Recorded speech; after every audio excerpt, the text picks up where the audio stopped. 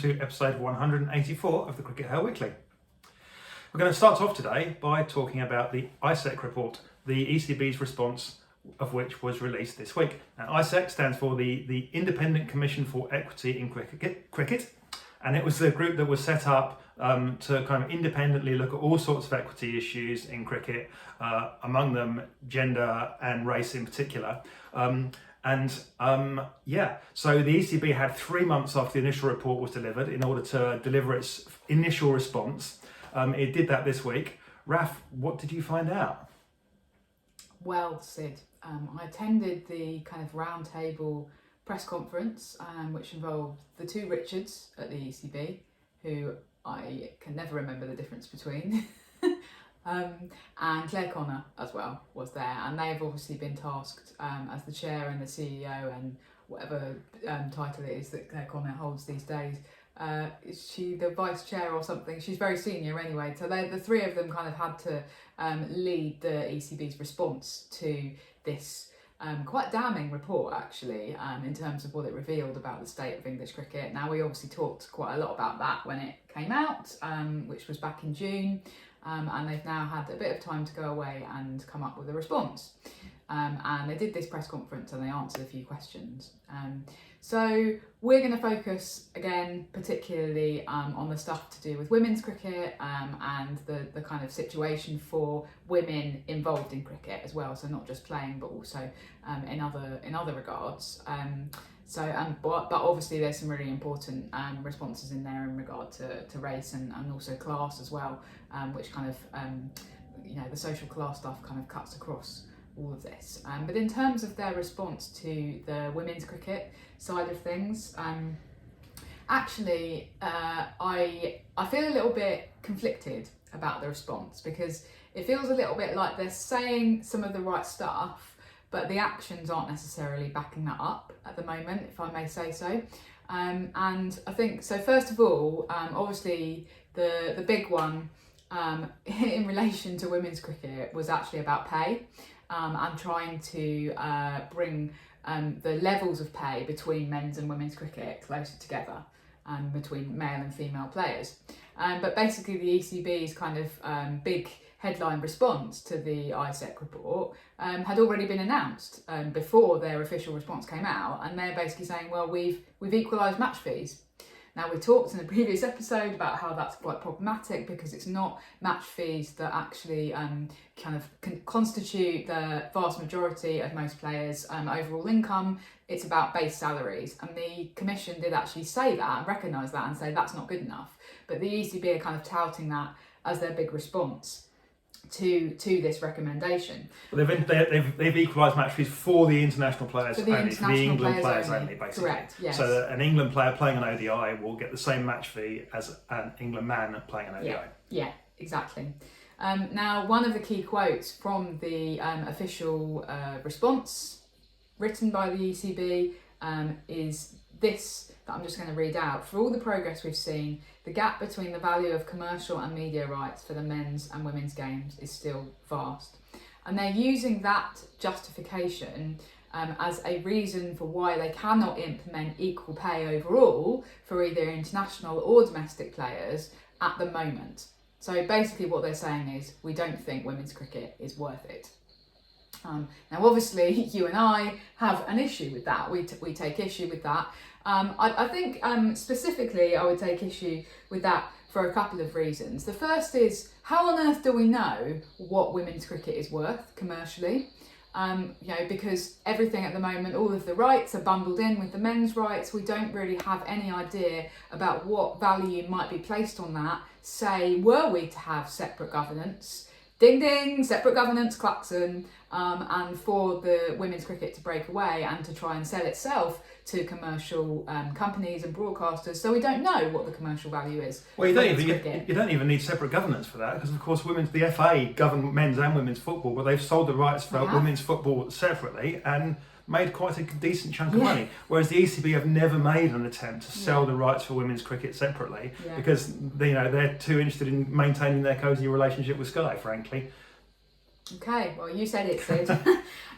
So that's the first point. The second point, and something I actually put on Twitter or X, this week is that actually I don't think that pay in cricket in this country does reflect commercial value, because, for example, how can you justify paying Alice Capsey £25,000 to play in the 100 when some random bloke whose name, apologies, I've forgotten, but I picked him out because he's basically a domestic player who has never played international cricket, and with respect, if we haven't heard of him, then he's probably not particularly commercially valuable, is getting paid 100k. Yeah, there are an awful lot of men with no name recognition whatsoever absolutely. that are getting paid 3-4 times as much as the likes of Alice Capsey, who my 80-something-year-old father knows who she is. Yeah, absolutely. So, and I bet if you surveyed people, everyone who's going to the 100, then Capsey is going to be one of the people who they're going to see.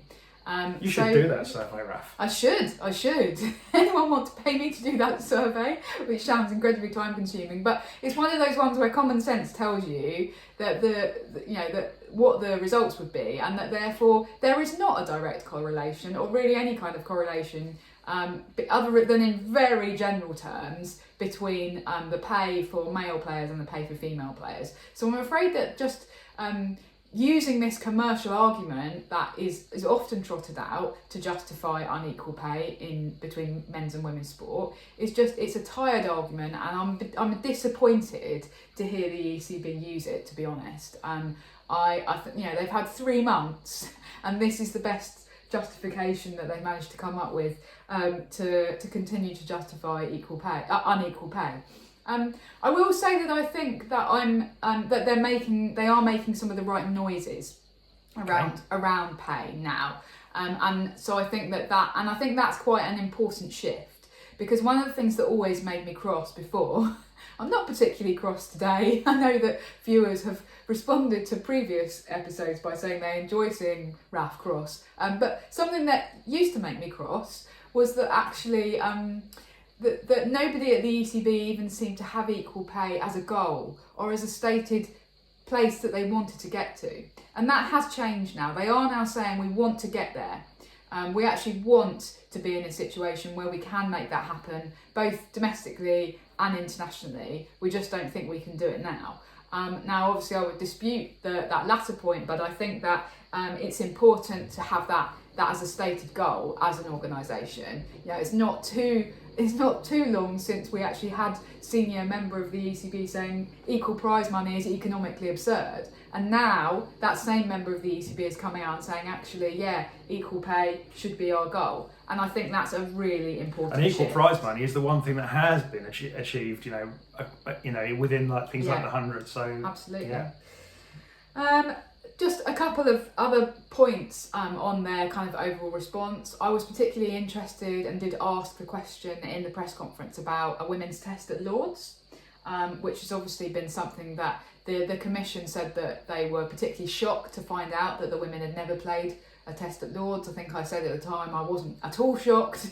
And if you know anything about the kind of the history between the MCC and women's cricket, then you wouldn't probably be particularly surprised. But anyway, so I said, is that still on the cards and when is it going to happen? And Claire Connor actually said, yes, it is definitely very much still in the conversation, but it's probably not going to happen now until the next ICC Future Tours programme for the women. The current one expires in April 2025. So actually what we're saying is that we're not going to get a women's test at Lord's next summer or the summer after. I think we already knew that we weren't getting one next summer because we already have the fixtures, but it might happen in 2026 or possibly They sort of sound like they've kicked the can on that one as well. They are kind of saying, oh, we can't do it in this ICC FTP, and I don't really understand why that might be, because you can just say, oh, by the way, in one of these windows where we've got for a bilateral tour, we're going to stick in a women's test at Lord's. It's interesting as well that they are kind of saying, oh yeah, we're in conversations with the ICC and the MCC about that, but in response to another recommendation of the ICEC about the Eton v Harrow match at Lord's should be abolished, they're very much washing their hands of that, the ECB, and saying, oh no, that's the MCC's remit, that's nothing to do with us. So on the one hand, it's in your gift, the ECB, to take credit for giving the England women a future women's test at Lord's, but on the other hand, it's not in your gift at all to have any say in the Eton v Harrow match. Yeah, it does feel like when they want it, then the MCC is just a part of the ECB, and it's all just one thing. Yeah. And then suddenly, when it's a bit awkward, they're like, oh well, the MCC is obviously nothing whatsoever to do with the ECB. Yeah, exactly. Yeah, it's like having your cake and eating it, writ large. Oh, that sounds nice. Thanks, Sid. Okay, maybe we can have some cake when we finish recording. Anyway, the final point that I wanted to make is actually, it's kind of good and bad because it relates to something else they've said in relation to the women's cricket stuff, the women's cricket recommendations in the report. Basically, they've said that we're developing a new women's professional game strategy, they're calling it, and that will go from 2025 to 2029. So that's a little way off from being kind of fully developed and fully implemented. But in that, they've actually said we're going to, within that strategy, we want to, quote, plot the path to domestic pay parity. So that's a little bit measly mouthed because plotting the path to domestic pay parity doesn't mean that you're actually going to do it or that you're actually going to achieve it in that 2025 to 29 window. And I'm going to be very interested to see what this new professional game strategy looks like when it eventually kind of transpires and comes out. I think that it does feel a little bit like, you've just talked about the ECB kicking the can down the road, it does feel a little bit like they're doing that with some of the women's recommendations because they're going, oh well, we'll answer that in our new strategy that we haven't managed to formulate yet. But these big questions and these big dilemmas are still going to be there in terms of how do you get the women's regions full representation on the ECB board or within the kind of heart of the ECB, which they don't have at the moment. Yeah, because that was another thing they said, well, we can't do that. Yeah. We can't give the regions representation. Because of the EC board is going to model. remain, just basically the men's first class counties. Because of course the men's first class counties represent women as well, which Yes, they of course kind they of do. do and kind of No, they don't. don't. So yeah. In reality, no, they It is don't. interesting though that we've got this professional game thing coming out from 2025. That means there's only one more season of the Yeah. current setup, and then there's going to be another shake-up. Yeah. So need what to we crack think on. of as regionals at the moment I know. is going to get shaken up again in a year's time, Yeah. and there are going to be more changes. So that's going to be an interesting one to keep an eye on. What Absolutely. changes are they going to make to Yeah. the regional setup? Will the regional teams, as we know them, still exist in Yeah. a year's time? Yeah. I mean, we've talked Who before knows? about the whole decision to divorce women's regions from the men's counties and how that's actually been quite difficult. And I think that is reflected in some of these responses about the ICEC's recommendations about governance, because the ECB are kind of recognising that when they set things up, they didn't really think about that, and now they're being forced to think about it, and they're going, oh, maybe it was a mistake the way we set things up. So as you say, we shall see. Anyway, Sid, I know that you have got your own thoughts on pay because it is something that we've talked about a reasonable amount recently on the CRICKETher Weekly. So do you want to talk a little bit about pay? Yeah, I think that one thing that we need to do actually is to refocus the conversation on pay a little bit, and I think that the results of the ICEC report are partly why. I think we need to refocus the issue of pay, particularly on domestic cricket. It remains the case that your Sophie Ecclestons and your Nat Sivers, the two of the best players in the world, and your Heather Knights, the England captain, they're earning a lot less money than the equivalent men. There's no doubt that remains the case. Absolutely. However, those top England players are now earning a lot of money. Assuming that they play WPL next year, which the ECB have been really clear that there's contractual equality between the men and the women now. They've clearly told the men that they can definitely play IPL. Yeah. So that means that there's pretty much a guarantee that they've told the women they can play Yeah. WPL. Yeah. Assuming that the top women play WPL and they play the majority of England matches, the top women in England are going to earn £500,000 next year. Wow. And by any stretch, that's a decent chunk of money. Absolutely. It's not the £1 million that Ben Stokes is taking home, but it's a very, very good salary. But while that's happening, just down, you don't have to go very far down the scale at all to get to regional players that are still on little more than minimum wage. And we've got players playing, matches for England recently. So players like Maya Boucher is still on a regional contract. Yeah. So Maya Boucher isn't earning a lot more than minimum wage, while players at the top of the tree are now set to earn a substantial amount of money. So we need to refocus and we need to start putting the pressure. less on the international salaries and those conditions, because we've got to a point there where people are earning decent money, and we need to look at those domestic salaries. One situation that the ECB have created through the increase in pay to the England women, together with things like the WPL, is that for a long time, when we first set up the England contracts, there was a problem. And the problem was that if you lost your England contract, you had nothing to fall back on. Yeah. Because, you fell back and you were an amateur again. So yeah. people like when Tash Farrant first lost her England contract, 2019, was that when she first lost her England contract? Whichever year it was, basically she had to then go back and she had to get a job. Yeah. Someone loses their job, they have to get another job, okay. But it meant that, it's much harder for her to then, break back into the England team. It's much, and we want those people to be carrying on in professional cricket. We want, because we need depth. Yeah, you need depth underneath your core of contracted. And ironically, we're coming back to this later. Anyway, so we set up the regional system, and one of the things we banged on about the regional system was how great it was that now, if you lost your England contract, you'd fall back into the regional system, and you could still be a professional cricketer. But what we've done now is we've created a situation once again where losing your England contract is absolutely catastrophic. Because we've got people that in the England players are now, even the ones that aren't playing very much, still earning a reasonably decent salary, right? They're not earning £500,000 a year, the ones that don't play much, they're still earning a pretty decent salary. If you lose your England contract, now you lose your car, which you get as part of, they have to pay a little bit for it, but that becomes kind of as part of your deal. And you lose a substantial amount of salary. It's a huge pay cut, and now you take an enormous pay cut to get back down to regional level.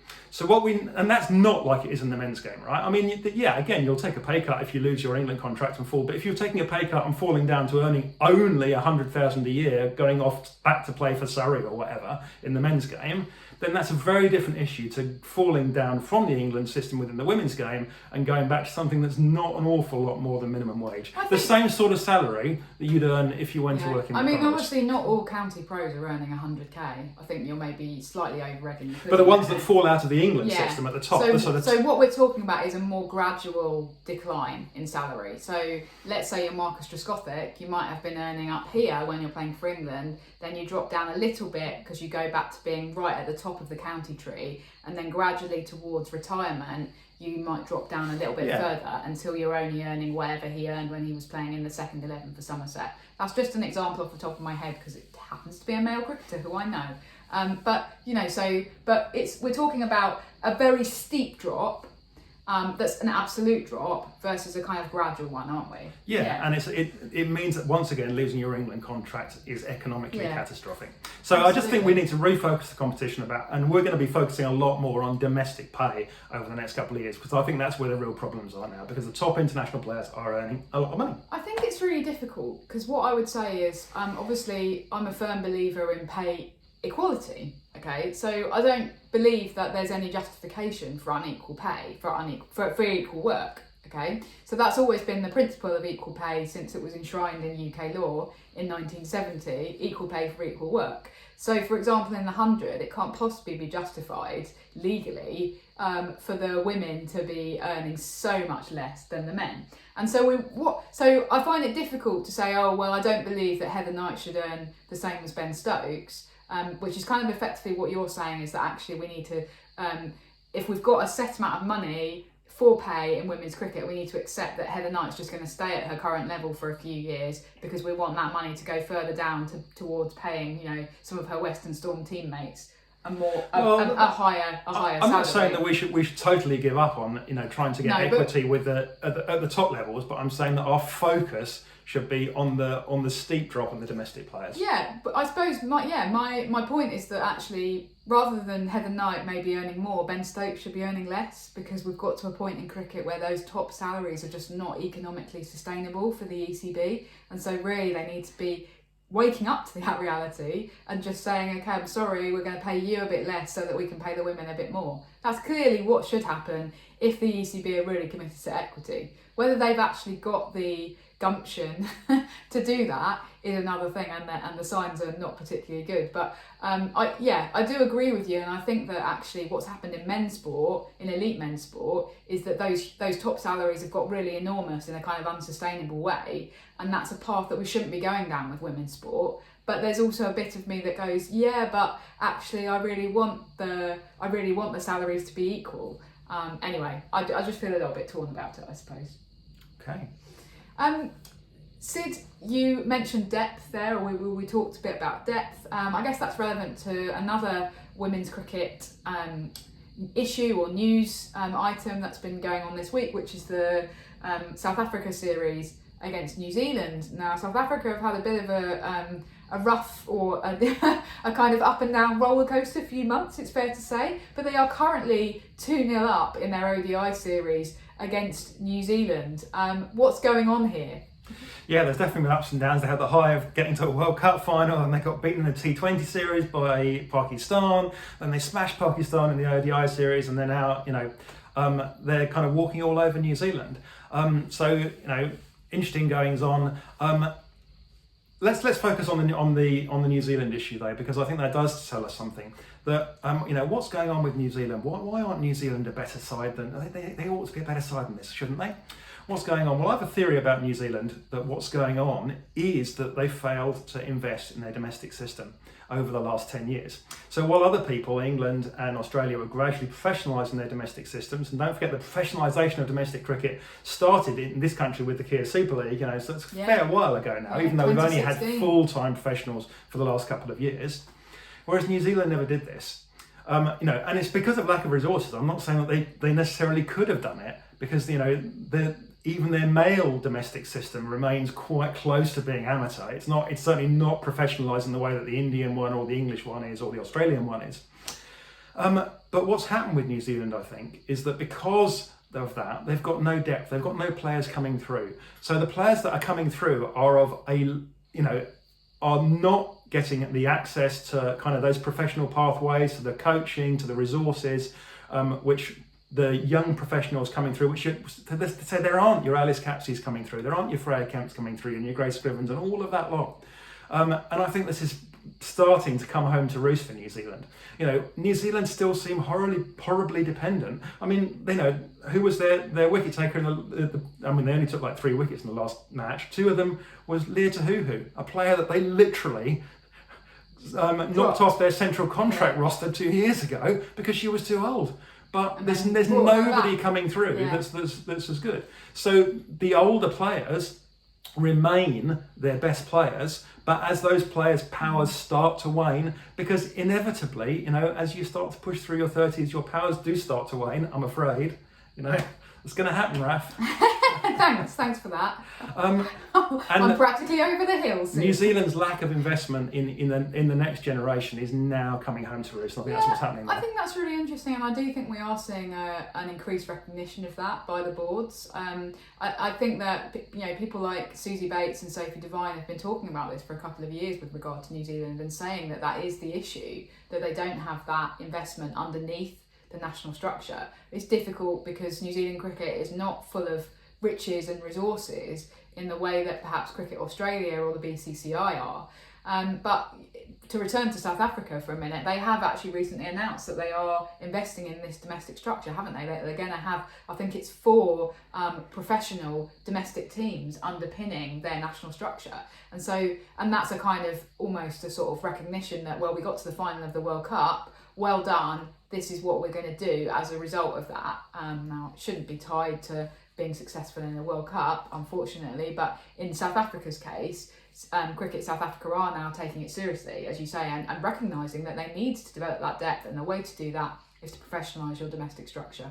And that's really good for South Africa. It's really good for kind of global women's cricket, because we want more boards to be doing that. But what's the answer for New Zealand cricket if they haven't actually got the cash to do that? It's a tricky one. It's a tough one. Yeah, absolutely. Okay, well, I think that's all for today.